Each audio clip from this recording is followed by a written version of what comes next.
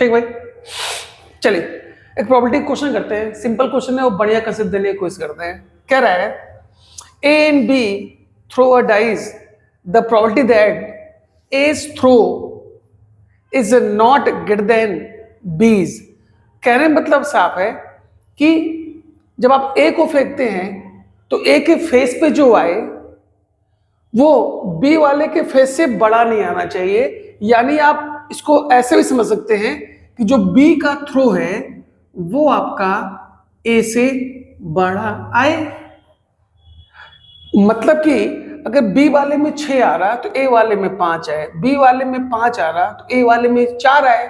अब फिर सोचिए, कह रहा है A throw is not greater than B, यानी कि बी का थ्रो ए से बड़ा है। तो हम ये भी तो कह सकते हैं कि बराबर भी आ सकता है।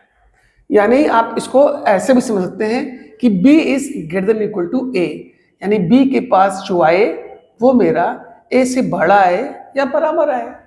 ठीक, इस क्वेश्चन को देख के हम लोग इस स्टेटमेंट में पहुंचे।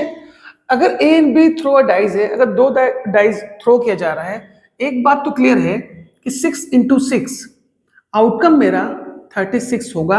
यानी नीचे हम लोग 36 तो लिखेंगे ही लिखेंगे। यहां तक कहानी डन है। अब चलिए इसको सेट किया जाए। उसी चीज को मैंने रिवर्स करके लिख दी है उस मतलब को। अब कैसे इसको अरेंज करेंगे, देखिए ऐसे करिए। अगर मान लीजिए बी के पास 6 आया, ठीक है, तो अब करा है B is greater than equal to A, तो यानी ए के पास 6 आ सकता है, 5 भी आ सकता है, 4 भी आ सकता है, 3 भी आ सकता है, 2 भी आ सकता है, 1 भी आ सकता है। जब मैंने 6 को फिक्स किया तो मेरे पास इतना गया। अब मान लीजिए हम बी को 5 रखते हैं, बड़ा या बराबर, क्योंकि सिर्फ और सिर्फ वो बोला है नॉट ग्रेटर देन, तो इक्वल टू तो हो ही सकता है।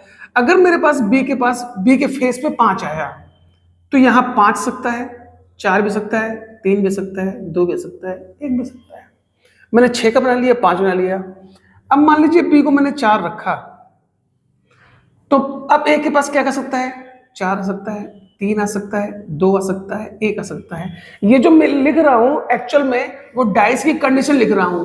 अगर ऐसे लिख रहा हूं ना तो इसका मतलब साफ है बी के पास 6 और ए के पास 6 इस कंडीशन के अकॉर्डिंग। दूसरा केस में बी के पास 6, ए के पास 5 इस कंडीशन के अकॉर्डिंग। ऐसे में अपना सेटअप बनाते जा रहा हूं। अब चलते हैं हम लोग, जब बी को 3 रखते हैं तो 3 के बराबर यानी कि 3 और इससे छोटा 2 और 1, ये कैसे हो गया।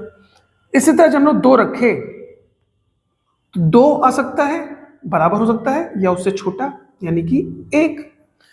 अब आप क्या करेंगे, अगर इसमें 1 आ जाए तो कम से कम बराबर करने के लिए 1 तो आ ही सकता है, बाकी केसेस आपके नहीं हो सकते। अब जितने केसेस हैं ऐड कर लीजिए, यानी 1 2 3 4 5 6, ये 6 हुआ। इसके पास चलिए 1 2 3 4 5, ये 5 हुआ। इसका चलिए 1 2 3 4, ये 4 हुआ। 1 2 3, 3 हुआ। 1 2 2 हुआ,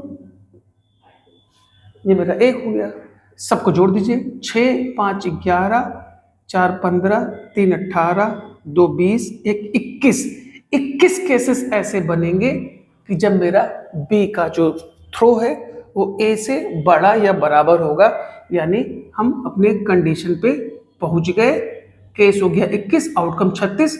इसको डिवाइड कर लेते हैं हम लोग, यानी अगर इसको डिवाइड करते हैं तो 3 7 जा 21, 3 12 जा 36, 7/12। बड़े प्यार से हम लोगों ने आंसर निकाल दिया। इसको मारते हैं, इसको काटते हैं। जितना अच्छा आप क्वेश्चन की लैंग्वेज समझेंगे उतने अच्छे से मेरी प्रोबेबिलिटी सॉल्व हो जाएगी। कैसा लगा मेरा वीडियो? नेक्स्ट में नेक्स्ट अप्रोच साथ मिलते हैं।